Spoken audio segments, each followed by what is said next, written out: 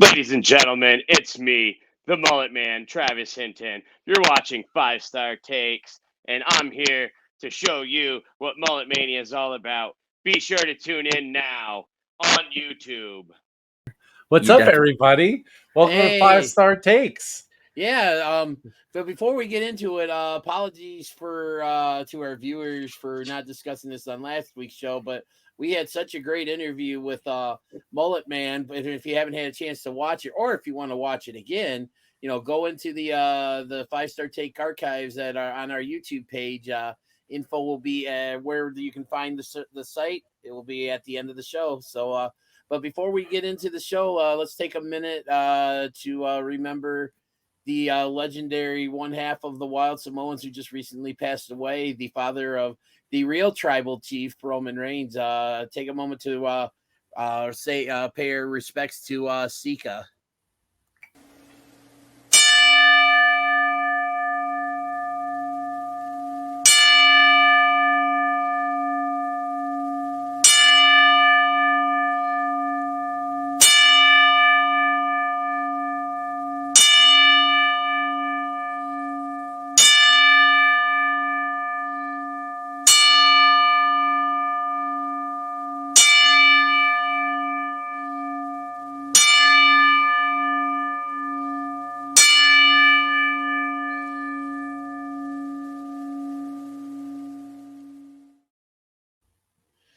Man, it's just never good when someone that many of us on here or those that listen or watch the show, so when part of their childhood is taken from us and stuff. But it just goes to show you that Father Time's still undefeated. Yeah, man. I mean, he and to his credit, he got to live a long and healthy life, especially considering the lifespan of some of those guys from that era. Yeah, especially guys from that era. And he did get to see and be a part of, his son's, some of his biggest moments. And, I think there's something to be said for that. So I'm a little gratitude and happiness on that. But yeah, it sucks, man. It's always sad. It makes you feel like you're getting old. Which I feel that every day. Yeah. You look great. You look great. Ah, shucks. You're beautiful. Thanks, man. I appreciate that. Would you two get a fucking room? Quit flirting. Okay, but only if it's at a 5-star hotel, huh? I see what you did there. Hey now, nice. Hey now. I don't know if any of us are rich enough to afford that, buddy. No, but I worked at one. You could get a job at one though. I was gonna say, Isaac, couldn't you hook us up with like an employee discount? Oh yeah, well, I mean, I don't work there anymore. Shit, that was a long time. That was a long time ago in New York City, man. Yeah, dude, I'm a fucking skier, bro. Didn't you know? Let me just come for breakfast real quick and I'll leave. Yeah, bro. Just come on up, man. Come have breakfast. I'll make you some pancakes, maybe with a little ricotta in them, a little lemon zest. Like, man, syrup on that bitch. Man, that short little one is really out of shape, man. Yeah, looks like he's been drinking a lot of fucking beer, baby. Oh, you're drinking the Blue Ribbon. Yes. Oh, I'm losing my mind. That's delicious. I got so much of that in my fridge. I'm bartending a wedding tomorrow, and I'm going to bring it with me, and I'm going to give it away. I made 2 gallons of rum punch. Dude, you're working a lot of weddings, man. You roasted a pig a little bit ago, and you're bartending tomorrow. Yeah, I somehow volunteered for it. Love is in the air, baby. But I was like, I want to put out a tip jar, so I got a fog machine. So people won't be able to tell if I'm smoking. If this gets bro, you've got a literal smoke screen for him, dude. You're at advanced stages of man's thinking over here. This is chess on a 4-dimensional level. Dude, he's got stoner vision. You know what we should do? We should play that goddamn intro video, man. Wait, are you talking about? Wait, we're not going to do that already. Do you just want to play it just to play it? The intro? Oh wait, the old one. I don't. Okay. Didn't you make the new one? Didn't you? Don't we have an intro to the show?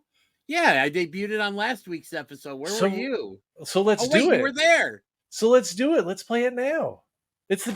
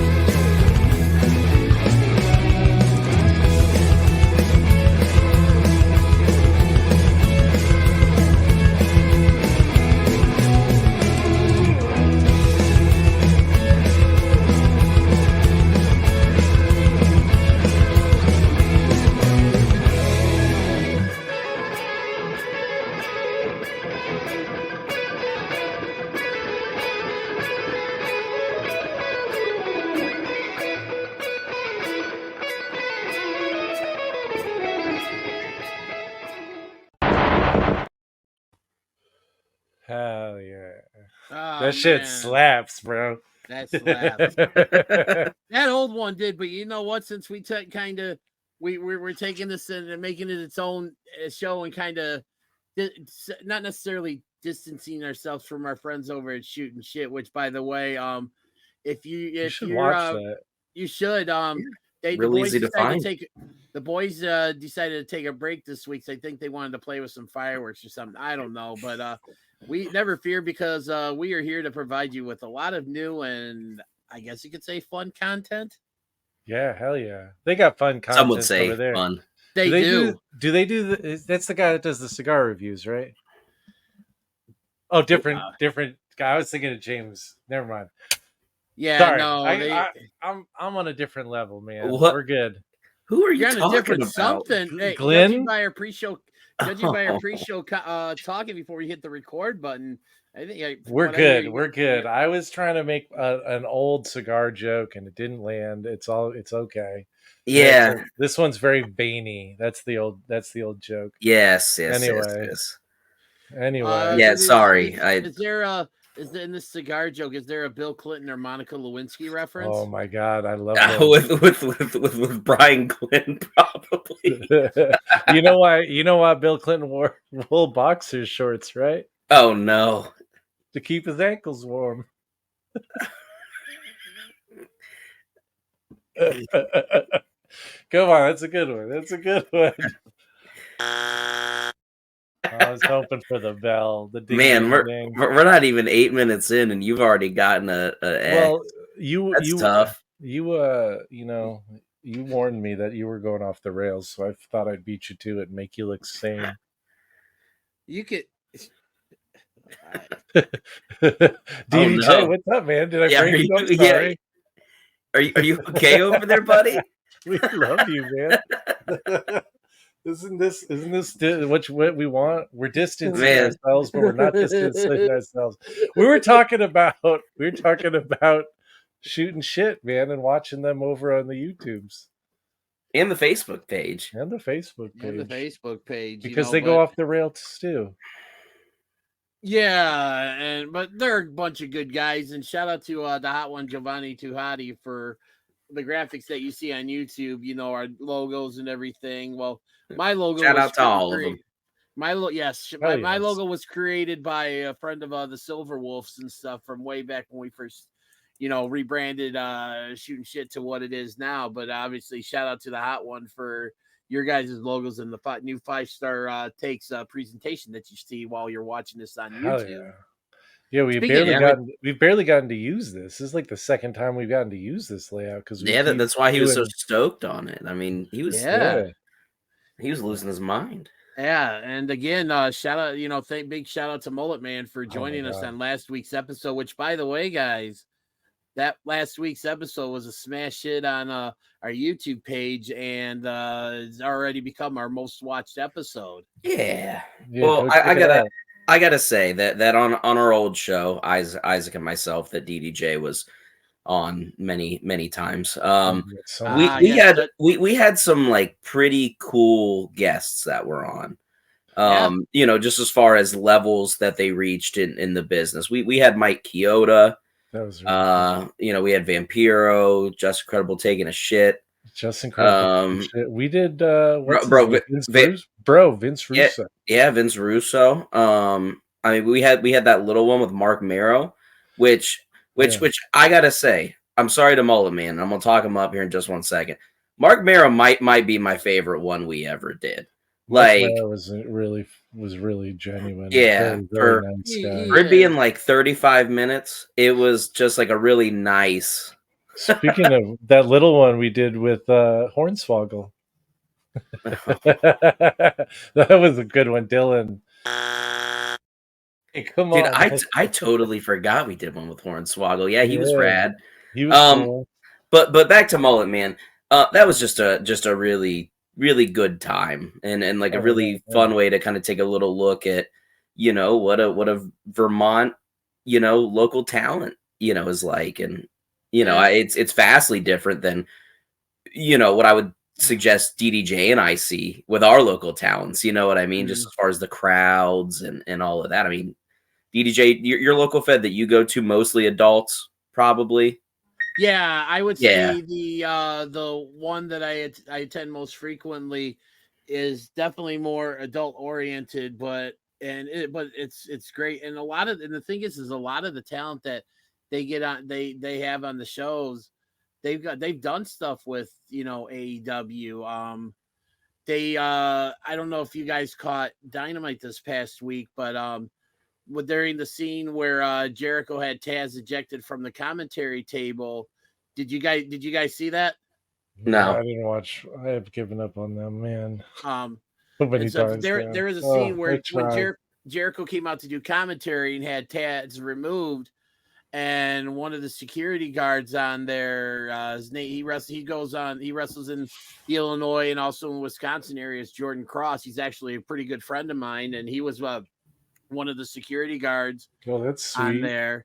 And then at the end of the show, when Daniel Garcia got attacked by MJF and basically stretchered out, one of the what the fuck is that about? Why are they doing that? Just let MJF sell merch. You know what? He's still gonna sell merch regardless, I think. Yeah, but I think to me, and this is actually something this is something that we're gonna obviously spend some time talking about. This is actually something I didn't have on our chat to talk about, but I definitely want to get into this. Let's get into it. And stuff. But I actually liked it because I wasn't really digging MJF the way I was before with what he'd been doing. Like, to me, he's at his best when he's just that pure, just asshole, just like piece of shit heel. Like, that to me, that is when he is at his best, and that's why I like all for this. I mean, I think you're right, and I think literally everybody agrees with you. But my issue is that if you can only do one thing successfully, what's the longevity like? Eventually, he's gonna have to. I mean, he's gonna have to turn face, and they're going to have to stick with it. Because him turning heel this quickly after coming back, how quickly would they have turned him heel after the Adam Cole stuff got finished with it? They both stayed healthy. What I mean? Yeah. Then what's the point of any of it? You know what I mean? And the one thing I wanted to say about that is that where does what happened at the end of Dynamite leave Adam Cole? Because obviously the last time that we saw Adam Cole was when MJF returned at I believe it was Dynasty. Where he came out and cut a promo. Yeah, he cut a promo and he basically kicked Adam Cole in the nuts, and we haven't seen Adam Cole since and stuff. And now that Britt Baker's back, I mean, it'll be interesting to see, whenever Adam Cole is finally cleared to compete, and where's this leave him? Do they go back to this or what? So, but I mean, I don't think you can at this point. I don't think so. I think at this point, and it sucks, and I will totally shit all over it. But I think the best thing you can do is literally just forget that story ever happened. Just let it be its own thing. And when Adam Cole comes back, move on. They spent so much television time on it. They did, and it's just so and much. you want to talk about just bad timing. It's just they both got hurt at that one, you know, and it's just like, Yeah. that obviously had an impact. I mean, on it. you know, they both got hurt, which is the you know, kind of the epicenter of what happened. And then the booking of the Undisputed Elite or whatever, what are they called now? Yeah, you got it. You were right. Undisputed Elite. Yeah. Since then, No, I'm sorry, not that Undisputed Kingdom. Yeah, Undisputed Kingdom. Yeah, thank you. Since then has been weird and kind of mismanaged, and none of it seems like it's mattered. Like, well, this is really making me think, because like I don't watch too much AEW, but I've been back into pretty much everything that WWE's been doing. And one of the things I think that they've done incredibly well, maybe better than they've ever done before, but with two of their biggest stars getting injured in CM Punk and in Rhea Ripley, the work they've done in turning those injuries into two of the most intriguing stories that they have, to the point whenever those two people really fully come back for their matches, right? Like Punk is, when they're ready to go and clear. Yeah, it's gonna draw a fucking ton of money, man. And like Rhea coming back versus Liv is gonna be fucking huge. It's gonna be gangbusters. And when Rhea beats her, the whole arena, stadium, wherever they do it, is gonna go bananas. Yeah, and then you just have face Rhea. And it's and you know, like Drew McIntyre carried like 80% of that feud, and fucking Liv Morgan has carried 100% of this one. They've both been killing it, and they've done such a good job with it. And I didn't really thought about it until you guys were talking about how like they have stars like of that caliber, and like oh no, a beatbox, baby. Are those any good? I mean, so I went to Kroger earlier today, and I got a pack of 6 of them. They are 16.9 fluid ounce alcohol, 11.1%. Yeah, they're like almost 12. Yeah, they're 11%. Yeah, that's take a guess at how much it cost me. The 6-pack? Yeah, $8.59. What'd you say, Dennis? $15. I'll say $14.99. $10 US. Oh man, I won by the Price is Right rules. I mean, I did go over, so yeah, you won. I should have just no, because you still would have won if I just said $1. They're they're absolute hangover wreckers. But like for the price, I mean it's hard to beat, brother. Especially like if you don't have to work the next day or any day for the next 2 weeks. A 6-pack of fucking, there's 16 ounces, you said? 17. So it's like a little over a pint of 11% alcohol. At Sonic Temple, and then like Incarceration, which is the other metal festival. It's like an hour away from me. Mansfield, Ohio, at the prison that they shot the Shawshank Redemption at. Oh, shout out to DDJ and my movie show, 5-Star Reels. So it's coming eventually. Boys, I'll watch a movie if we're gonna do something. For it. I just don't want to sit around and watch movies. So we'll pick something that made a movie. I wish I had more time to sit around and watch movies. I'm reading too many books, Dennis. You're killing it. I see like every it's like every day I see a cover of a new book that you just finished, man. It's incredible. He's just Power of the Dog, Don Winslow, dude. It's a book about cartels and the war on drugs. It's dirty, rotten, and vile, and there's just a huge earthquake. I'm reading a book about a dude who's in a cage, and there's some spirits, and he's talking to some spirits and shit. That's my man Kaladin. Stormblast. Yeah. Oh man, I can't wait. He's locked up. He just got. I can't wait. I can't wait. Oh man, I can't wait till you get to the chasms, baby. Oh. Yeah, we'll see. It takes a lot. It's a lot of. I don't listen to a lot of like older fantasy stuff. It's like a lot, it's like D&D, man. But it's not. What it reminds me of. Well, no, but like it is old style though. Dennis, this book, just to give you context, is like 1,200 pages long. Yeah, it's the Way of Kings by Brandon Sanderson. Yeah. But yeah, it reminds me of like Dungeons and Dragons. That's what I mean by old. Like that's it's definitely very very like descriptive, and you understand what's happening, dude. And it is so good. Did you see how excited I got? You got so excited. Oh, Yeah. dude, Good I love chat, too. I love it so much. Sorry, Dennis. What were you No, talking Yeah, about? I was Wrestling, just saying wrestling? that. I was just saying that. Like, I was just really like my take is that WWE has done an incredible job building storylines around wrestlers who aren't there, and that fucking blows my mind, and that's Well, it's awesome. just Good for them. because And even Roman, and not that it's an injury, but no, I mean, and see that's the thing, like because they know. I guess when, let's jump right into the bloodline stuff because Okay, before we do that, I just wanted to yeah, kind of just mention some that you talked about how well they're doing with keeping Punk relevant, Ripley relevant, Roman relevant, because again, I think it was alluded to earlier. I think Shane had mentioned like whenever like Rhea comes back and there's the the big pop for her, like when Punk is finally announces that he's cleared to compete, and it sets up that match that everybody wants to see versus Drew. Or even like when Roman comes back, it's just going to be insane and stuff. But it's just you're right. They do a great job of keeping these talents that are on the shelf right now relevant. But yeah, getting into the developments of the bloodline. First things first, we talk about their new member and just how I think he's been killing it since he's showed up in Chicago, which I got to see live. That's Jacob Fatu. What are your guys' thoughts on how he's been doing so far? dude, killer, man. He reminds me of the little baby Umaga.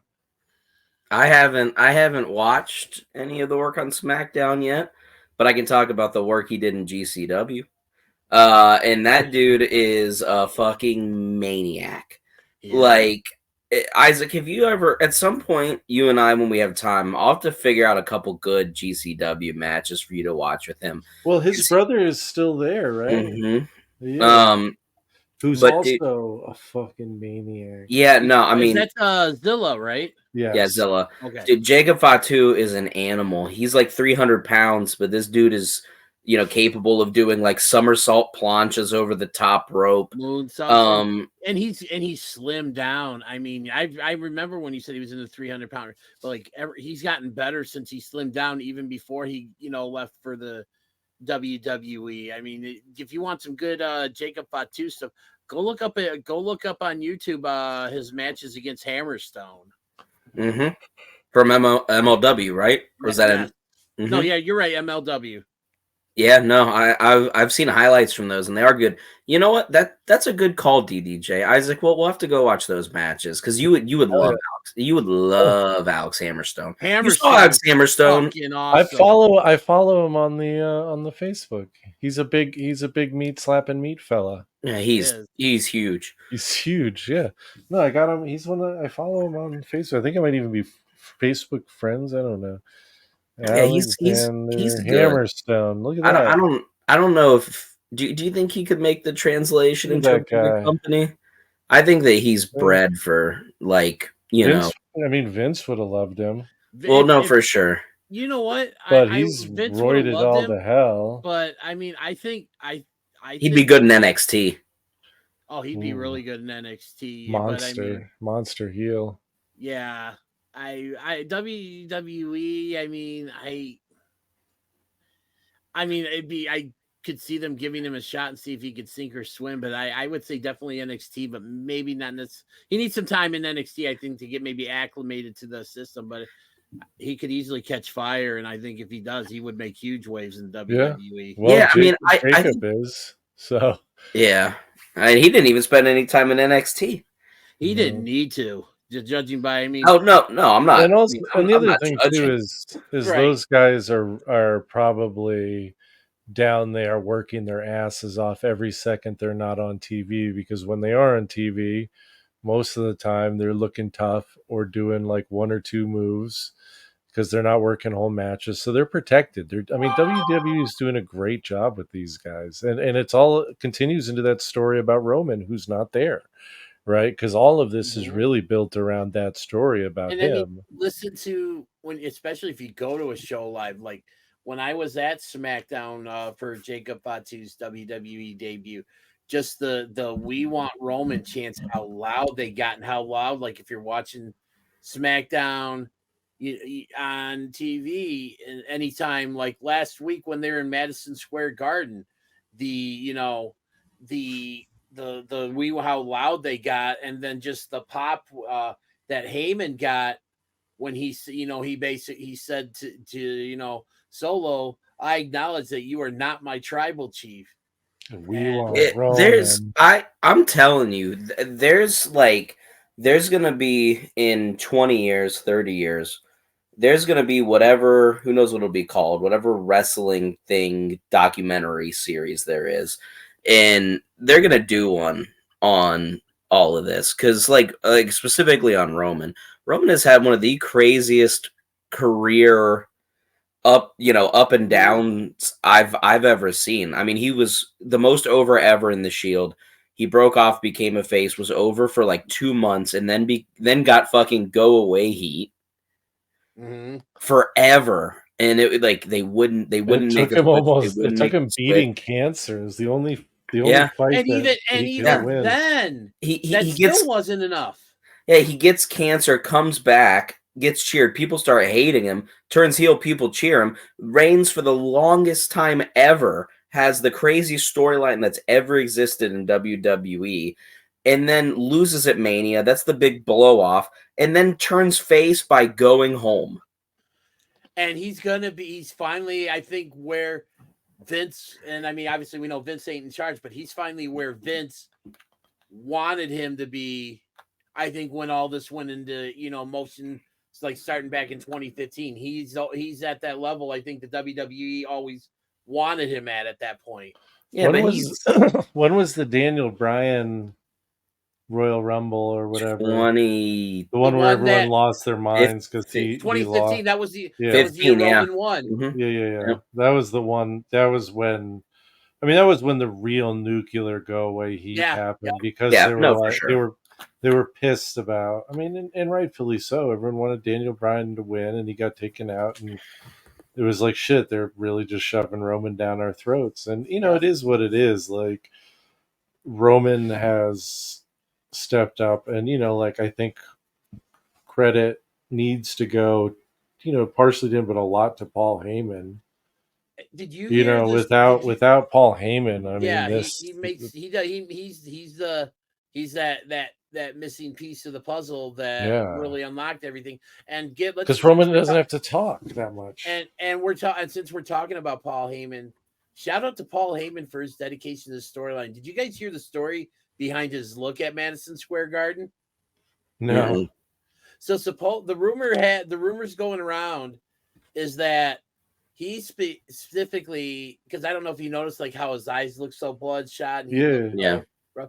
Apparently, he stayed up all night, did not sleep the night before. He was literally up for like more than 24 hours just to get that look, just to give that, that grizzled, distressed, like, losing his mind demeanor. I've been up all night worrying about this. Yes, and it's just he's the best, man. He you know what? For the longest time, I used to think, and this is no disrespect whatsoever, but to me, when it came to managers, for the longest time, Bobby the Brain Heenan was my GOAT. But this whole Bloodline thing is really cemented, in my opinion. I think, again, no disrespect to Bobby Heenan, because I still think he's on the Mount Rushmore. But Paul Heyman's the GOAT when it comes to managers. I mean, you think about what a manager's supposed to do. He does that. The guys he's been associated with over the years too. Think I've about said it before, though. I think he's the most important mind in wrestling history. I couldn't disagree with that. I couldn't think of anything to argue against that with. Yeah, I couldn't check worth a shit, but 5-star take right there. That is a 5-star take. I Sorry, see Shane. there. I had to throw that out. No, it's okay. I was just gonna say, think about how many careers this storyline has made. Yeah. It has been the cherry on top of Paul Heyman's career. It has made Roman's career and his legacy that will never be forgotten as long as people remember the World Wrestling Federation Entertainment Coalition. It has made Jimmy Uso's career, and Jimmy Uso, against all odds. If you asked me 5 years ago, Wait, are you talking Jimmy or Jay? Sorry, Jay. Where is Jimmy's gone? He's out right now. Yeah, sorry, Jay Uso. You know, Yes. it's you know, if you asked me 5 years ago if either of the Usos would be a serious single star, I would laugh at you. I mean, I didn't. I watched WWE for years and had no idea which one was Jimmy and which one was Jay. But And I just didn't care. And you thought they were one of the best tag teams in the company. Yeah, You no, yeah, loved no. them. Honestly, Yeah. and I'll say Yeah, no, this. no, and they were awesome. I mean, forever. Yeah. But And I'll yes, say this about the Usos. In my opinion, the greatest tag team of the modern era. It's just so tough because the New Day's there. And Oh my God. oh goodness, what's happened in the game? the Brewers hit a run home. Reese Hoskins of the Milwaukee Brewers just hit a grand slam. The salami. The baby. grand salami. Touch them all. They are now on the They are now up on the Dodgers 5-2 in the top of the fourth. All right, let's go, baby. Let's go, Fuck Brewers. the Dodgers. Official sponsors of 5-star takes. Oh my Yeah, God! or at least of Shane's liver. They sponsor that shit. No, the The Milwaukee Brewers. Brewers are the official sponsor of my closet. If you guys could only see how many Brewers jerseys I have in my closet. My closet's all sponsored by this. Well, guy you right actually here. look What do behind you me. This say? is part of my Brewers game use collection. I don't want to think about your closet, dude. Hell yeah. But yeah, I mean, it took like the Uso Penitentiary gimmick for me to even figure out which one was which. Well, because that's when you started really seeing the difference in them and stuff. Because, yeah, like you said, it was hard to tell. But they kind of almost started forming their own identities and looks, you know. And and Jay is over as fuck. It is crazy. When I went to that Raw that I went to on a whim a couple months ago, the opening segment was he and Drew in that promo package, and Drew told him to go get a DUI, and him coming out opening Raw, looking around the arena and seeing that, just hearing people losing their minds. There was like a group of like 5 guys behind me who were literally like I was listening to them because I'm a fucking creep and will listen to your conversation if you're sitting around me. But they were like, yeah, dude, like I haven't watched Raw in like 5 years. Who's this guy? And another guy was like, oh, that's Jey Uso. And the guy was like, oh yeah, I've seen him. Pat McAfee does the thing. And I was like, really? I'm like, that's crazy. Jey Uso is so over. And you know what else? You know who else made it huge because of the bloodline is our man Sami Zayn. Yes, I was hoping that he would get brought up. Because that motherfucker, and I don't want to get too far from Heyman in the new bloodline, but I will say that because it all comes down to Heyman. Like this is all his brainchild. Like the tribal chief shit. That's all his storyline. And so, yeah, I think it's been incredible, and they've seen what they had. I mean, the Sami Zayn. That story is incredible. And look like what he did. And we're talking about these guys here. Look what it's doing for Solo Sikoa right now. Mm-hmm. Oh my god, he's got the weird Michael Jackson thing, dude. He creeps me out with those gloves. He's been killing. He's a weirdo. and they're all intimidating. They all look great, and Solo's did a great job, and then they just beat up Heyman. Where do you go from here without Heyman? Well, hey, it sets up Roman's return, and also too, we referenced a little bit of we're gonna reference some current what happened on SmackDown just right before we went on the air. Well, I don't know. By the way, shout out to DIY for becoming the new WWE Tag Team Champions. What? Yeah. Oh, they beat those. They beat Judgment Day? No, they beat A-Town Down. Oh, yeah. Oh, shit. Really? SmackDown. Yeah. Oh, wow! They were all distracted because they weren't on the same page. I don't watch SmackDown very much. The lead up. You should watch SmackDown. It's the beauty guys, the beauty machine, and it's just and the one thing pretty deadly. Yeah, those guys. They're entertaining as fuck. But going back to DIY, throughout they did, and this goes again where Wade Barrett really wanted to make love to them. God. Anyways, He did. He's talking about how sexy they were. How DIY win the championships, DDJ? Gargano made, I think it was Waller tapped to the Gargano escape while Ciampa had Austin Theory in his clean stretch. They did the old NXT finish, and that was the thing. They threw it. There was a shatter machine involved, which is a callback to when they won which is something they brought up throughout the night. Was when they won the NXT tag team titles in that same building. As Gargano and Ciampa are going to the ring, Gargano's talking about how that's when he made it, the arena he was at when he made his return back to WWE, and he explained why. And it was just, and then they had a nice little video package about the tag teams over the years that were former WWE tag team champions. It just goes back to just how just phenomenal things are with the WWE machine right now, with just the presentation of the product and just making things like this match feel so important and so big, which is something that, especially when it came to tag team wrestling, had seriously been lacking over the last few years. Yeah. Well, if there's any tag team that deserves it, it's those fucking guys, man. Absolutely. That run for like 2.5 years where it was them, DIY, and American Alpha, and then towards the end, the Authors of Pain is kind of when they broke that all up and all of that. But that run of matches is so incredible, literally insane. And think about what it led to with Gargano versus Ciampa matches that we got. We're treating. Don't even get me started. We'll be talking NXT Black and Gold. Oh yeah. Man, dude, that fucking 2 out of 3 falls. I think it's Revival versus DIY. When they won the tag titles. Oh, one of the best eras of WWE programming ever. God, and right at the end of it, where they're just trading each other's finishers and they're just kicking out, and there was that time. I mean, it wasn't a long time, but there was like maybe 8 months to almost a year where everyone was just like, we don't give a shit about the WWE pay-per-views. We just want to watch the NXT takeovers. One year is underselling that, bro. That was like 3.5 years, man. It was just amazing. Like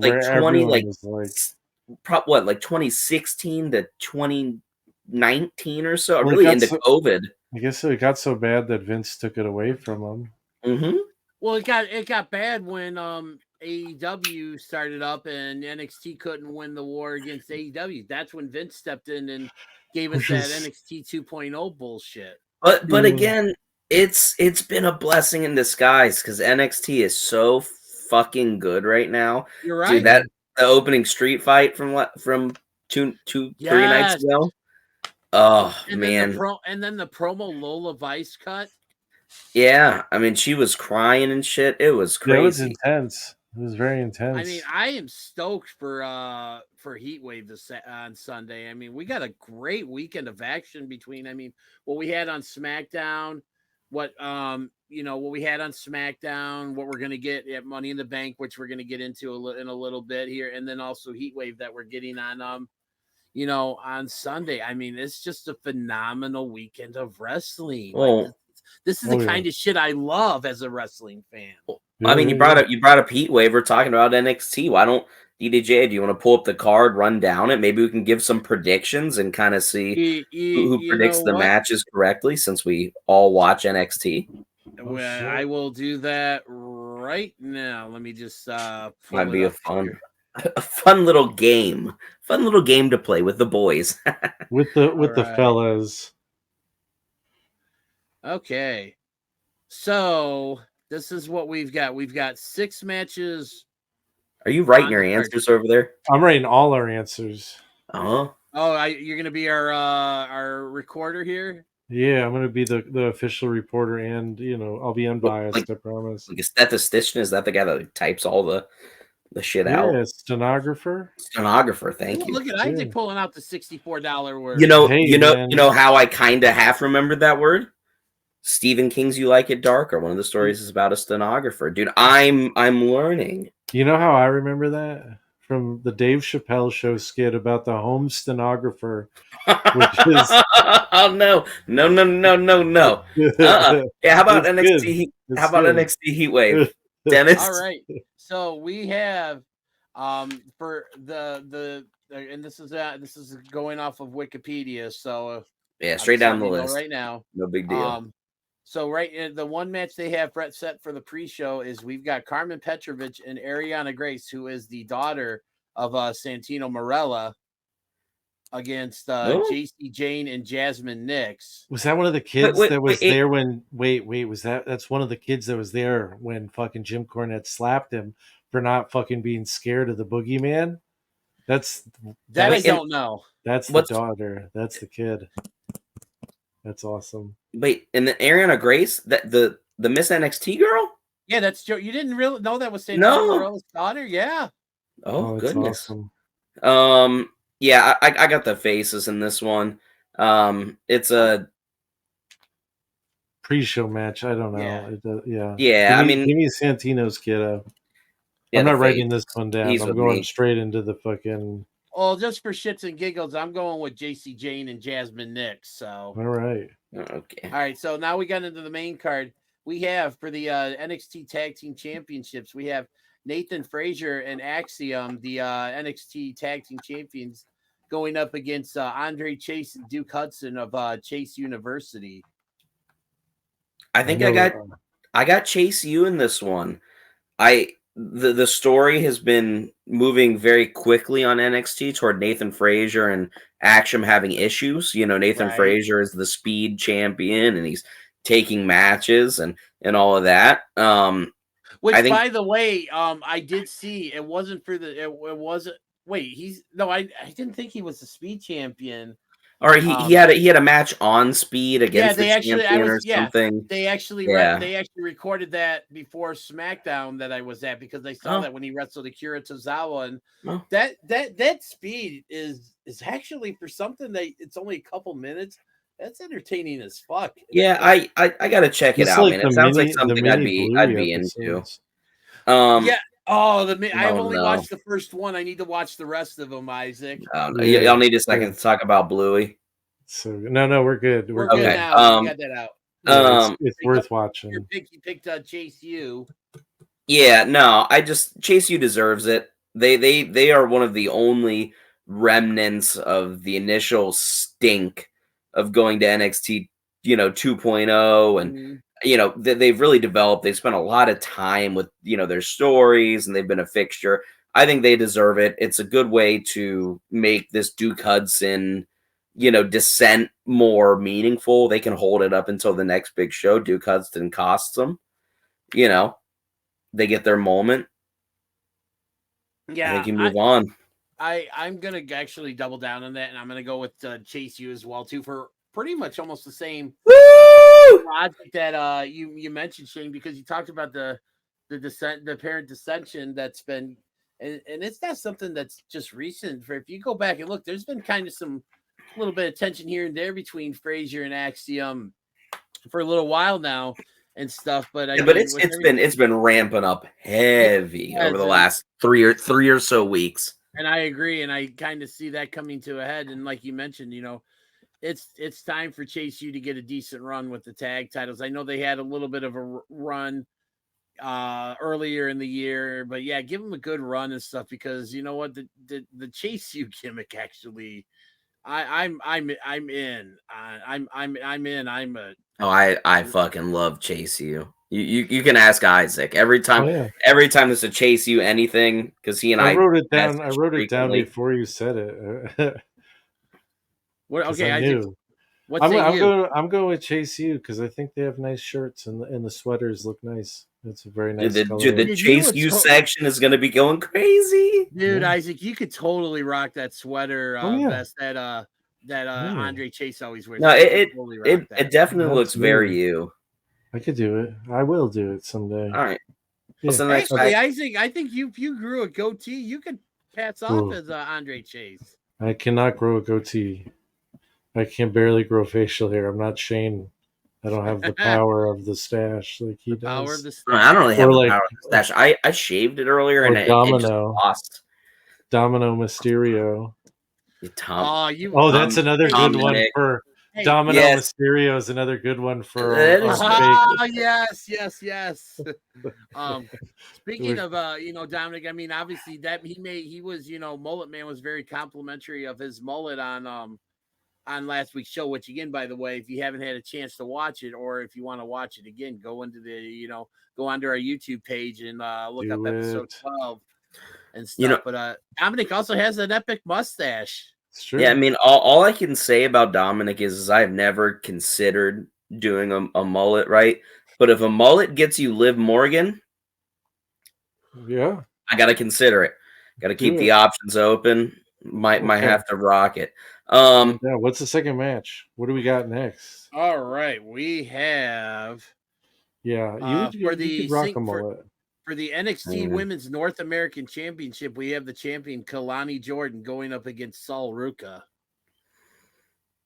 This is a weird booking decision to me, having two really over women faces, wrestling. I hope that they do the right thing, and I hope they just let this be just a wrestling match between nice girls, make it as good as possible, have them hug and shake hands afterwards, and just move on, right? I don't think there needs to be any double crosses or any weirdness. Just let them go and wrestle. Let this be a showcase. But I think it's too early to take the belt off of Kalani Jordan. I mean, you literally just created this belt.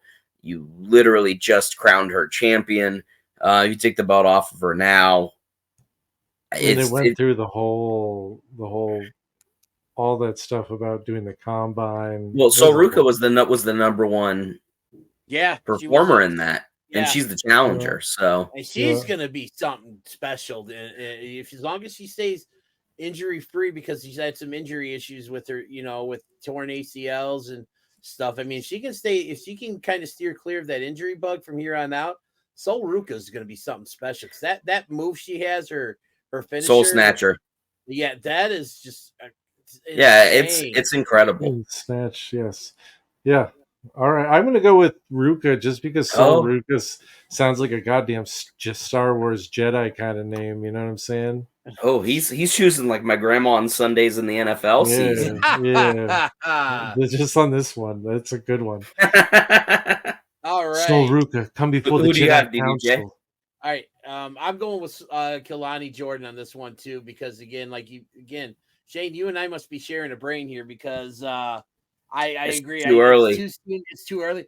I definitely see gold in the future of Sol Ruka. Sure. But it's just right now, like you said, you don't do what you did, for Kalani, just to take it off of her at the at this point in time. It's I mean, and again, I just hope that they don't get rash and have Sol turn heel. I just don't think she needs that. They do. I think we get a clean match here. I really do. Yeah. Like I said, I just hope it's a handshake and a hug afterward, and they both raise each other's hands, and then they go, and then they just move on.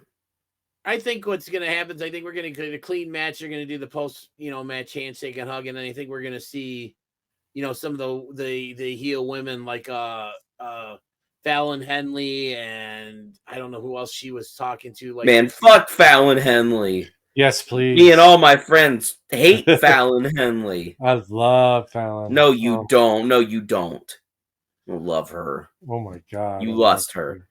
What's the third match, DDJ? All right. So we got for the men's NXT North American Championship match. We've got Oba Femi defending the NXT North American Championship against arguably the greatest North American champion in NXT history with Wes Lee. And the stipulation for this match is that if Oba Femi wins, Wes Lee cannot challenge for the NXT North American Championship as long as Femi has the belt.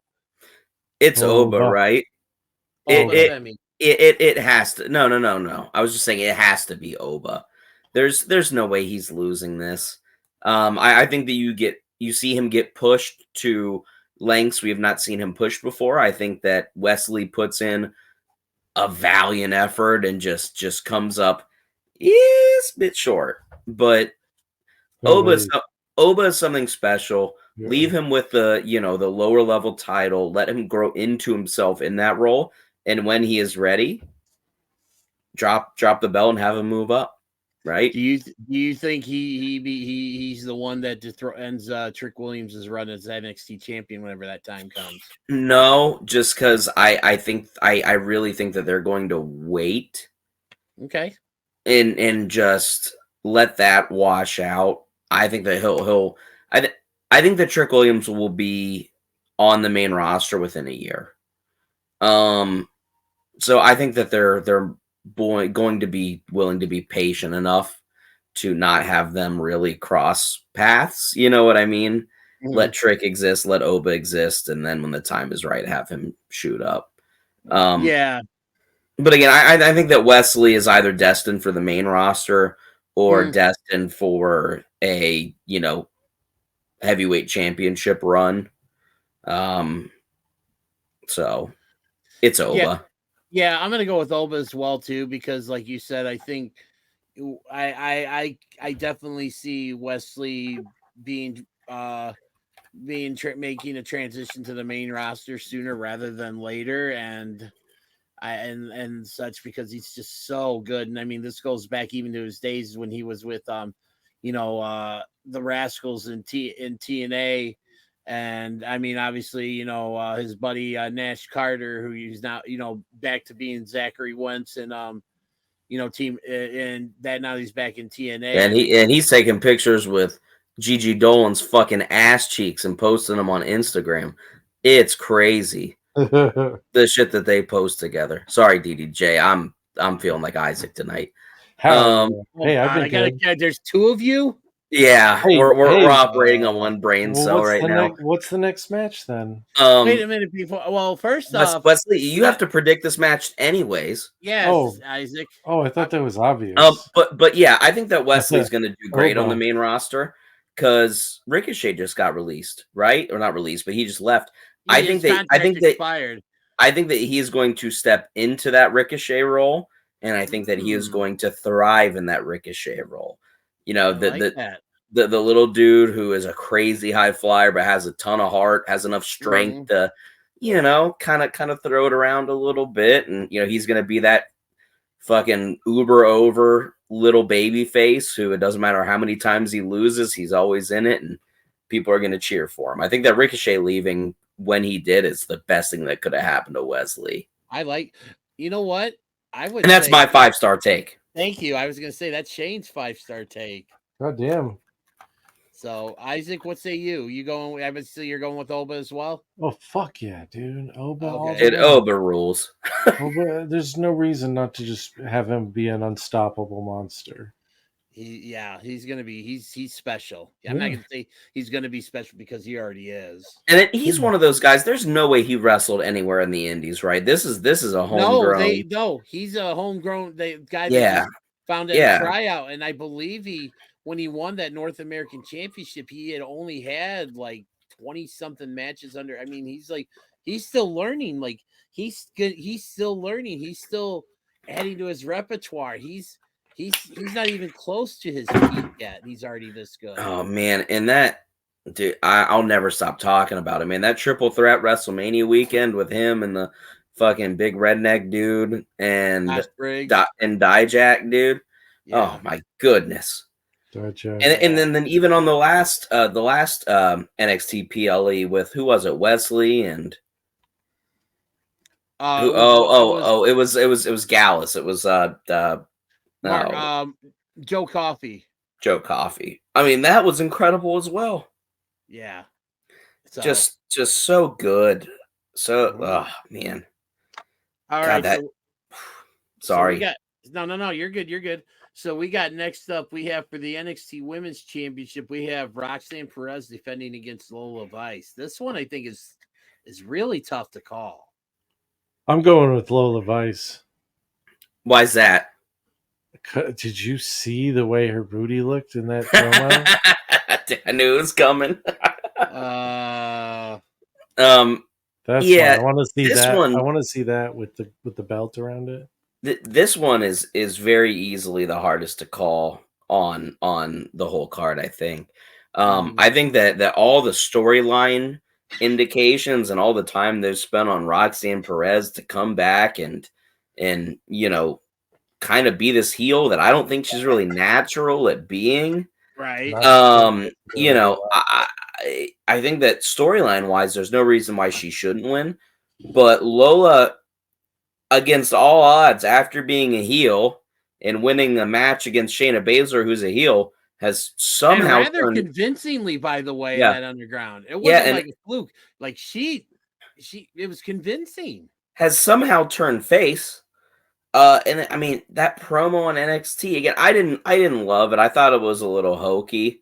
Because there was a lot of, in my opinion, not necessarily super real crying that was happening. And that's not to say that I don't believe her story. I'm sure that there is, that is almost entirely true.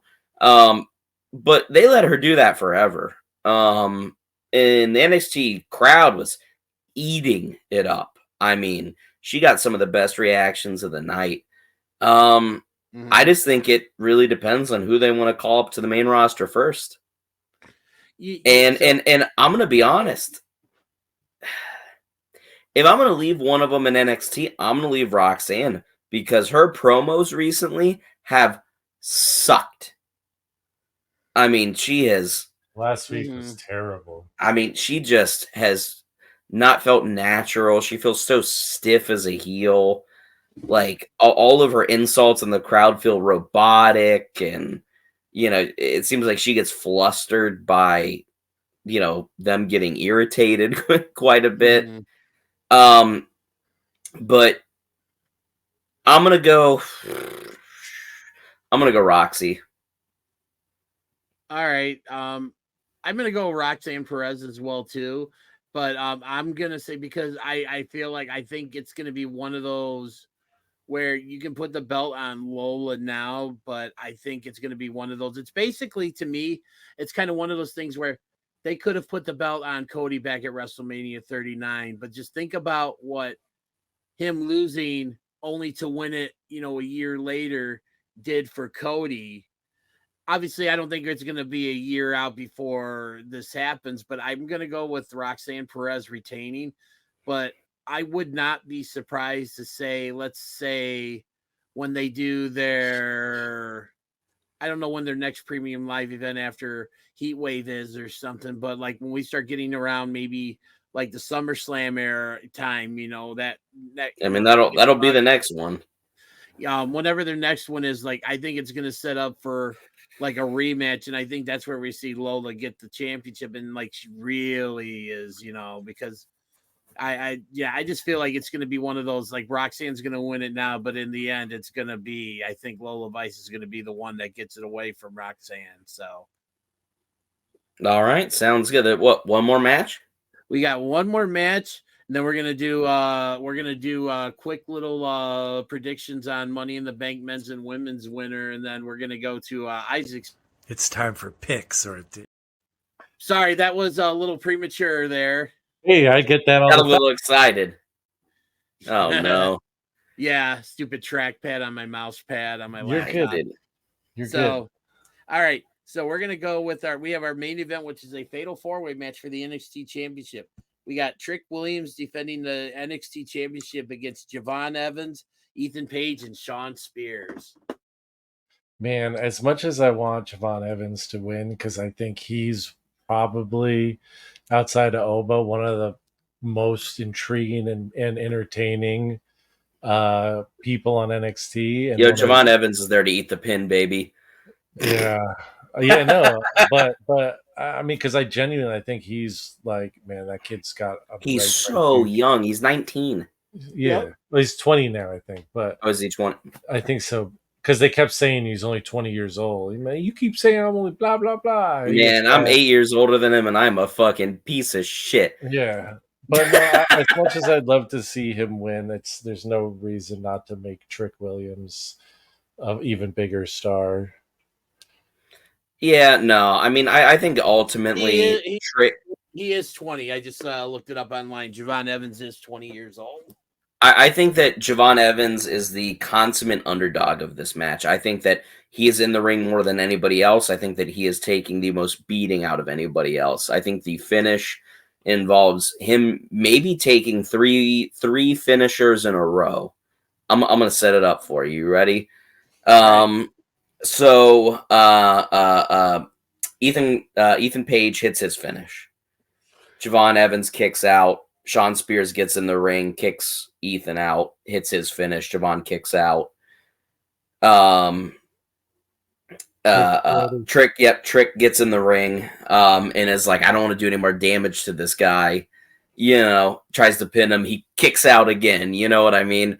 Trick Williams, hits like a little movie, kicks out again.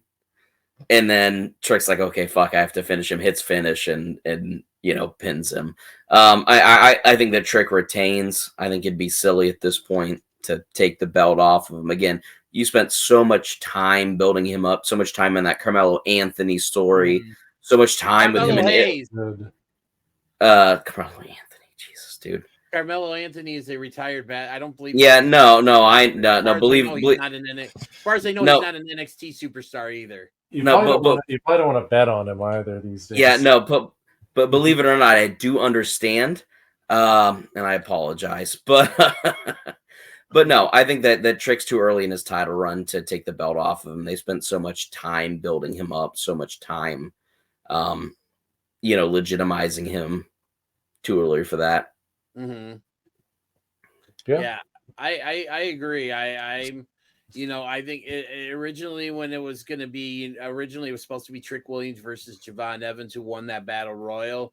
That happened a couple weeks ago, but then with things that happened, I think it was Sean Spears recently got a pinfall on Trick Williams in an NXT episode, and it was one of those where everybody in this match had a legit case to be in the match and everything. But yeah, like I said, Trick is the face of NXT. He's the man right now, and really, I don't see anybody taking the title from him.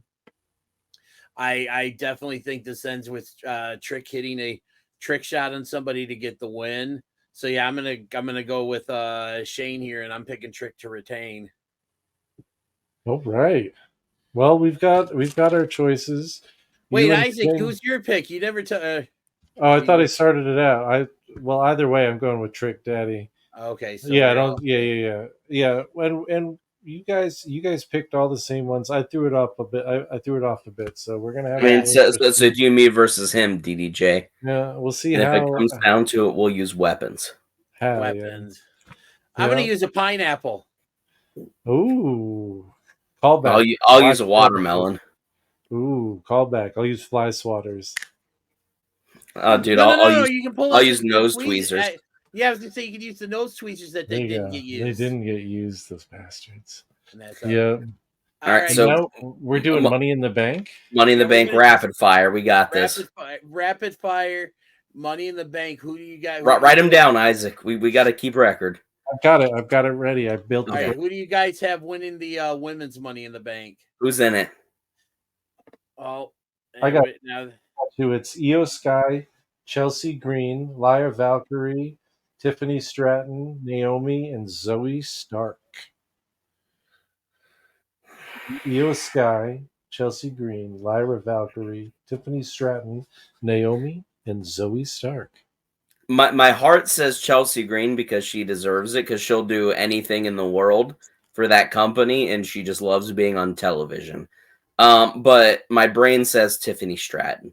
Man, Shane, I might as well just when we put this together, I'm just gonna copy your answers and paste them because I'm with Let's go, baby. We'll get an A on the test. I'm telling you. All right, I'm telling you right now. So you guys are gonna be Shane's brain. I'm gonna be his fucking heart, and I'm saying Chelsea Green. God, dude, I want to see it happen. I want to see it happen. By the way, the roof would fucking come unglued. By the way, I'm gonna give a shout out to my friends Tom, Nick, and Dave over at the Wrestling Nerd Broadcast.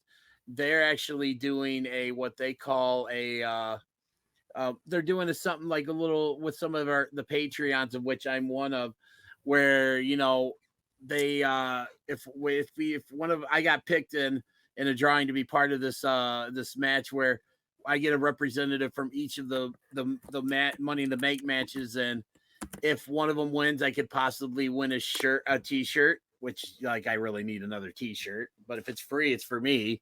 And then also, a chance to become King of the Nerds, which basically they do prediction contests, and whoever usually wins gets the crown, and they get to call themselves King of the Nerds. So, Hell yeah.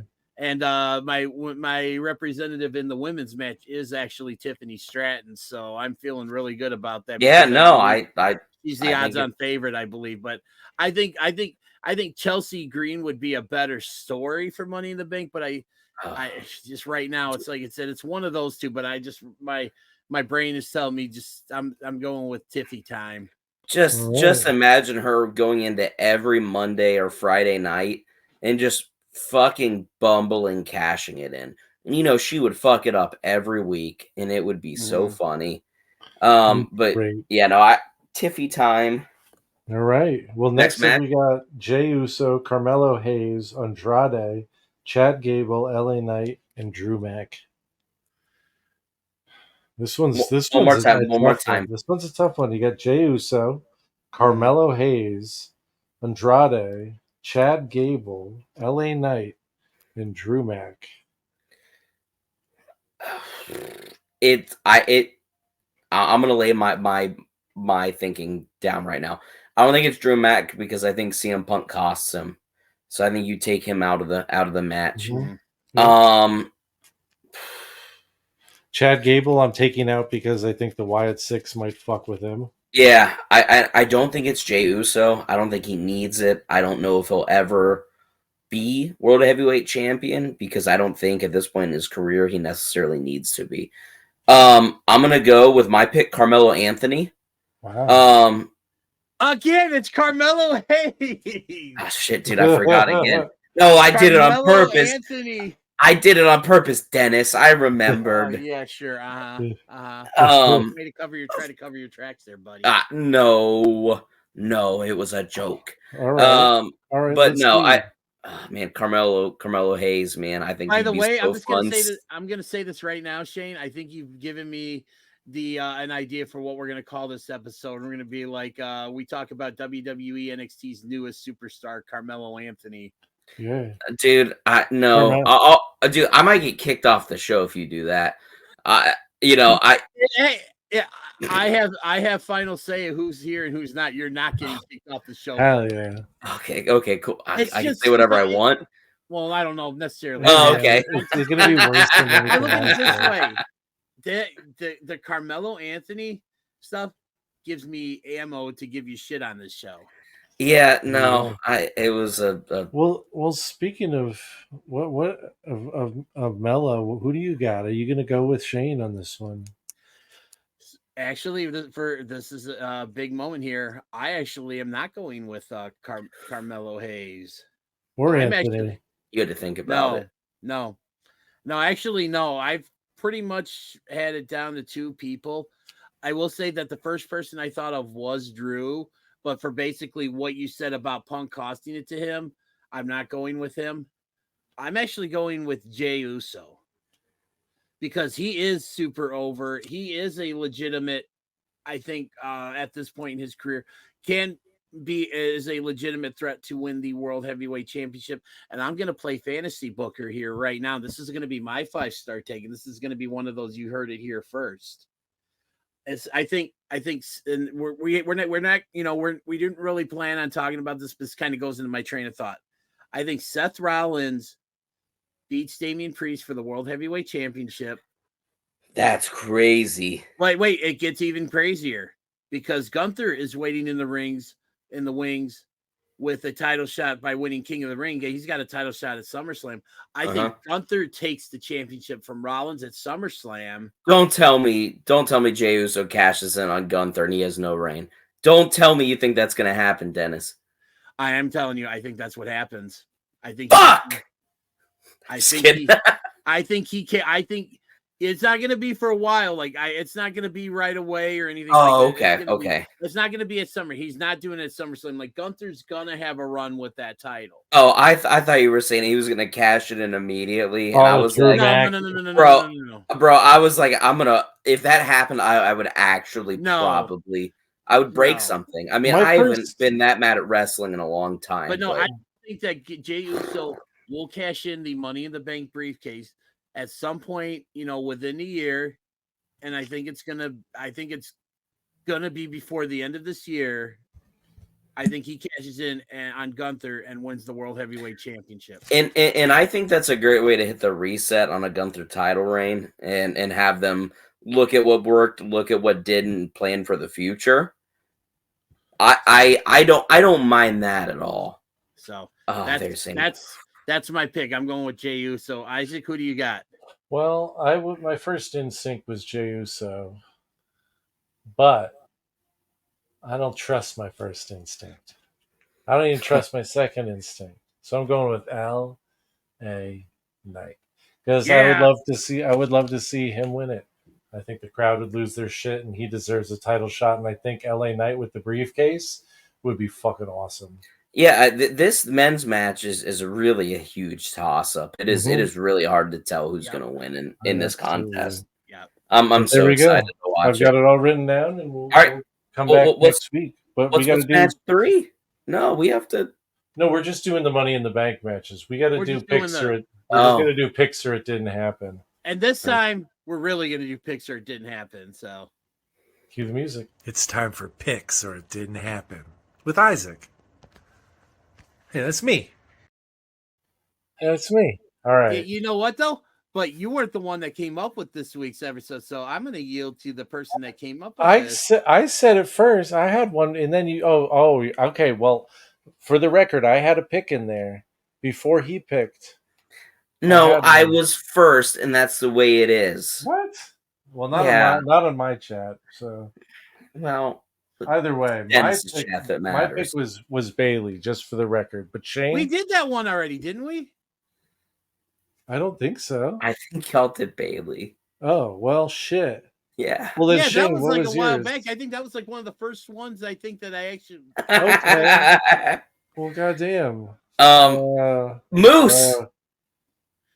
Moose. Pics or it didn't happen. What do you guys think? I think this is a yes. I'm thinking I got to rethink of what mine was going to be, but probably. All right. Well, here we go.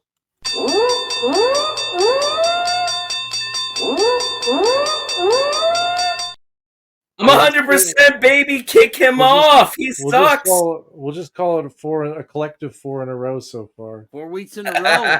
All right. Well, we should do a more important picks because it did happen. Yes. Yeah. So before we go to this other one, bear with me if I get a little emotional. I apologize to the list. Don't apologize, man. I know I shouldn't, but I'm going to anyways, because it's just how I am and stuff. But we're this episode, the day it drops, it's going to be July 6th. We're recording this on July 5th. As many of you know, we just recently celebrated the 4th of July. I had a really nice time with the family and stuff. But July 4th will also always be tied to one of the worst days of my life, and that was back in 2019 on July 4th. My father tragically passed away after a very short battle with very aggressive form of brain cancer it's called neuroblastoma. 3 months before he died, he was given a clean bill of health from his doctor. So that tells you right there just how quickly something like this is and how aggressive that this is. He was diagnosed middle of May that year, and a month and a half later, he was gone. And this here, what you're seeing on here, this was taken at my family reunion at my aunt and uncle's house in Aurora, Illinois. This was about, I want to say, 2 weeks before he passed away. This was kind of one of the first times that I had seen him where I could tell that the chemo that he was undergoing the chemo treatment that he was undergoing was really starting to have an effect on him, because he was very tired, very fatigued.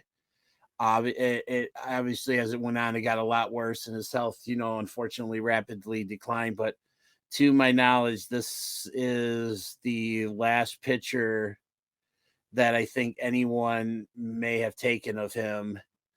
And it's just the one guy that I felt like would live forever, and it's kind of what I wrote on my Facebook post. It was July 4th was, the one person that I thought would always be there, the one person that I thought would live forever, was no longer going to be there.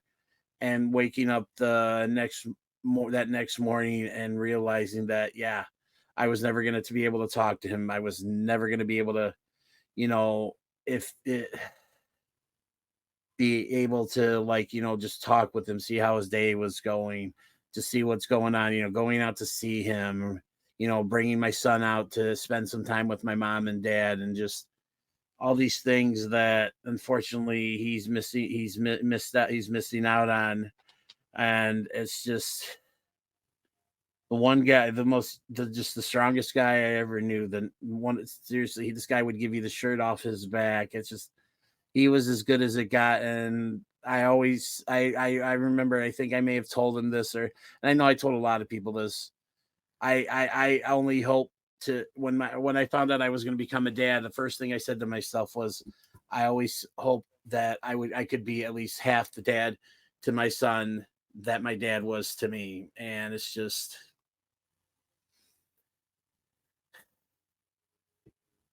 Well, I think at the very least you are more than half the dad to your son than he was to you.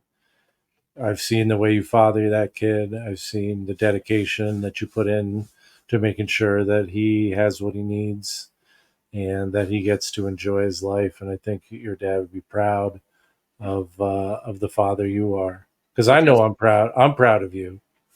One of the coolest things, about Wade, who hasn't really made a appearance on this podcast, but has made an appearance on our old podcast, was he and my mom, who passed away in 2018, was when I was a kid.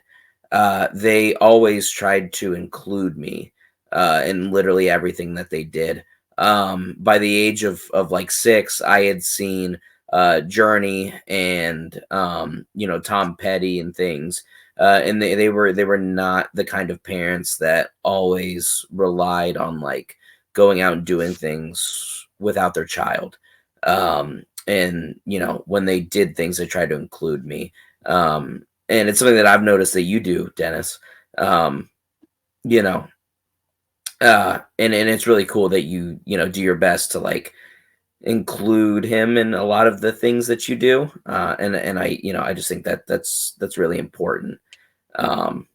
it is, because it's just like, my dad did everything he could to always be there for me when I needed him. I mean, I couldn't tell you that. I used to, before I moved in with my wife, I lived in a house, in Aurora. I shared it with my brother for a little while, and then I was in it by myself. And by that time, my parents had moved out to where they lived up until they both passed away. And it's a small little town in Illinois called Paw Paw. It's about 900 people. It's about from where I live now, where I'm at now. It's a little over an hour southwest of me, but like when I lived in Aurora, I want to say it was maybe about an hour 15 just west of me. And there were times where something would happen and I needed something done to my car, or if something, and it's just like my dad would not hesitate to like drop whatever he was doing, drive all that way out here just to help me with something with my car. If I had something wrong with my car, or something was wrong with, my house that I was living in, which we kind of had to with that because I rented the house. My dad owned the house, was my landlord in the house. So he owned the house that I lived in. So legally he technically had, but it wasn't like that. Like anytime I ever needed him for anything, He was like this not only with me, he was like that with my brother and my sister. Like my dad, seriously, anyone that knew him, would just you really had to dig deep if you were going to find something bad to say about my dad. I mean, I think about the special bond that my wife had with my dad, and a little bit of a funny story here. When my wife and I first started dating, my parents fell in love with her right away. Like my mom took to her right away, and rightfully so. I mean, she's my wife. She can be, a handful at times, but everybody can be. But seriously, my wife is an awesome person. She puts up with my bullshit. I'm not gonna lie. But like she had a really good relationship with my dad, and it was a running joke that we had. It was with my wife, me and my wife, my mom and my dad. My if we would go, me and my wife were to go out to visit my parents. My like my mom and I would go run somewhere to get dinner or whatever. The running joke was never to leave my dad alone with my wife. At the time we were just dating, because there was a running joke that those two had something going on, which obviously wasn't the case, but it was just the way, just because it has as well as they got along with each other and stuff. And it was just, it's just, my dad took to anyone. Like I think about when I got when my wife and I got married, we didn't, a lot of times when you get married, someone rents a limo and it takes you to wherever the reception is. And we had that we had that, but my mother-in-law was actually going to get a limo for us to go from, where we got married to where our reception was. And before I carry on with the story, I just wanted to say, I want to thank, you guys and just everybody who's watching this, for allowing me to kind of just share some memories of my dad, because again, we are a wrestling show primarily, but we also are human beings. We have, lives outside of this show, and my dad was a very big part of mine.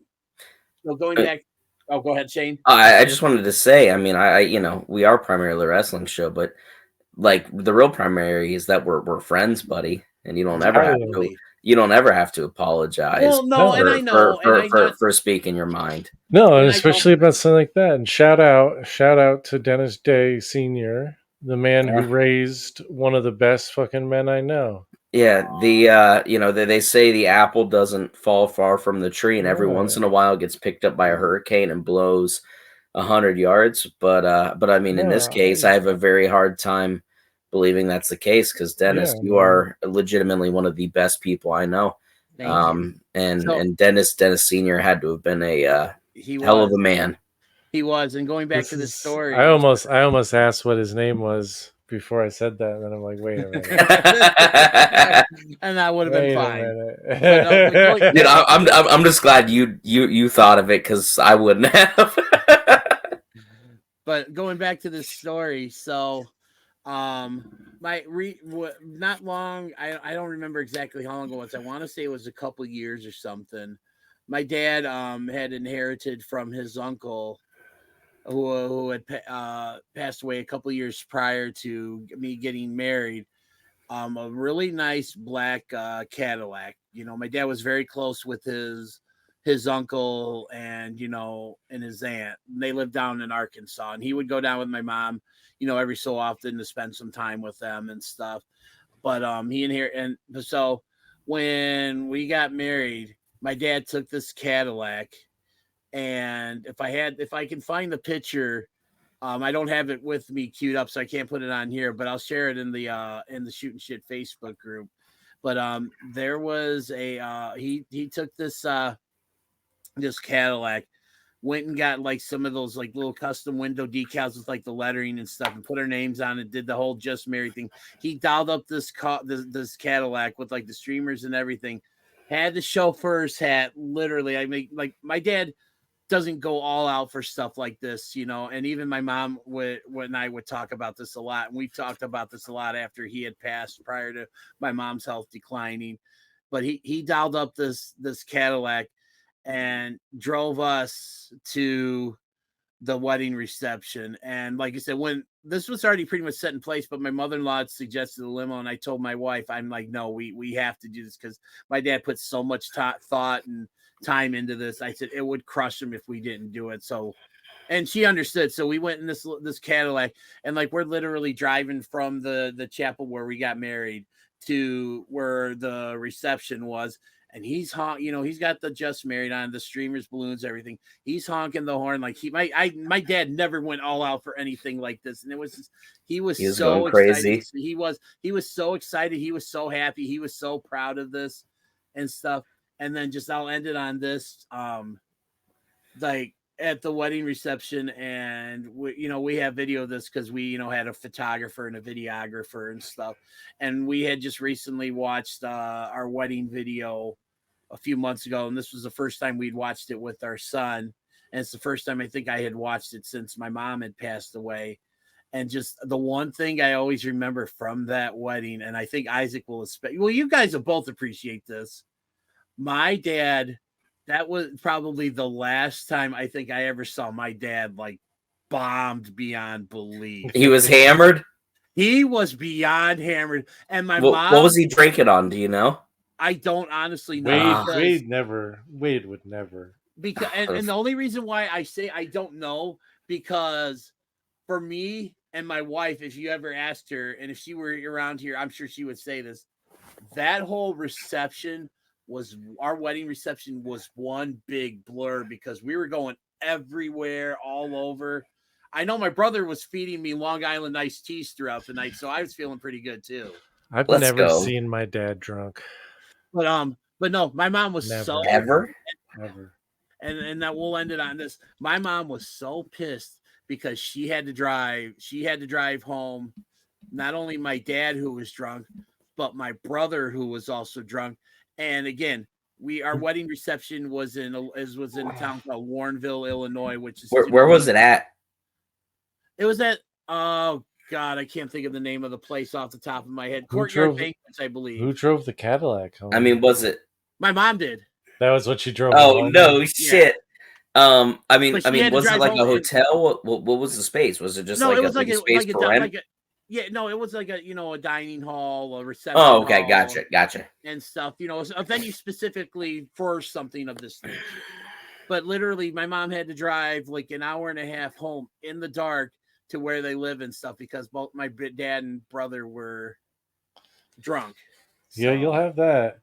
But it's just, again, just like I said, Dad, it's just, I love you and I miss you. And it's just, I wish you could really see the kind of person your grandson's turning out to be, because you'd really have a lot of fun with him, especially with how much he knows about cars and stuff. Like my dad was a big car guy, and stuff. And yeah, he would be so, I think, enamored with how much my son talks about cars. Well, I'm sure you'd love him. And for those who are interested or want to do something, you can check out the blairfoundation.org. It's a neuroblastoma cancer charity, doing research and working on trying to find cures. So go check it out if you can make a donation. And hell, if you make one, do it in our man's name. Do it in the DDS. Sorry, DDS's name. Yeah, away. But all of us here at Shoot and Sit send we're 5-star takes and shooting shit. Yeah, all of us. With the sentiments. Yes. And us absolutely such good shoot. Such good shoot. All of us, man. We all love you, DDJ, and I love you guys too. We're glad that you had such a great influence and such a great man giving you guidance. And we're glad that you have influence on us, buddy, every week. Yes. I don't know about you. I'm about ready to fall asleep. Let's do it. Yeah, it's good. Bye. Love you guys.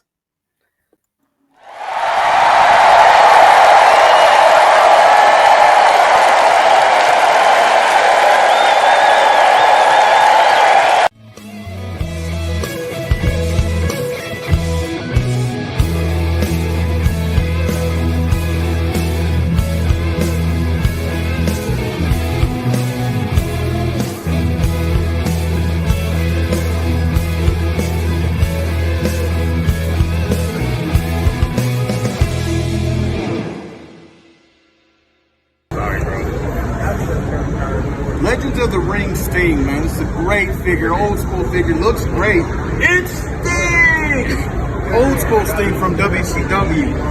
Guys, you know us, 3/4 of the Shooting Shit team, and we're here with a listener just like you guys. This is Jimmy from Super Powers Comics. My friend of almost 20 years. He's known him since you were 12. If you know people in Chicago, you probably know Dennis because he knows half the town, of course. But shooters, if you need action figures, comics, wrestling memorabilia, we just showed you Sting. Superpowers Comics will put up their QR code so you can get a good look at everything they have coming. Give it a shot, shooters. Get your superpowers on and get your comics from our friend Jimmy, who listens just like you.